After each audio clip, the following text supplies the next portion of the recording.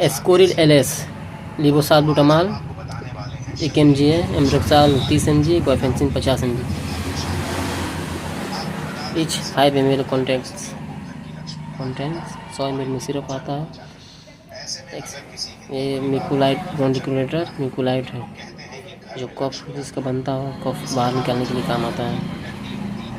12/2022 में बना है, 11/2024 में एक्सपायरी है। इसका प्राइस 118 रुपीज़। ग्लेनमार्क कंपनी है, फार्मास्यूटिकल लिमिटेड। बहुत बेस्ट सिरप है। जिसे भी खांसी आता हो, जिस खांसी में फेफड़े में कफ बना हो, लंग्स में कफ को बाहर निकालने के लिए सिरप यूज कर सकते हैं। बहुत बेस्ट सिरप है एस्कोरिल LS।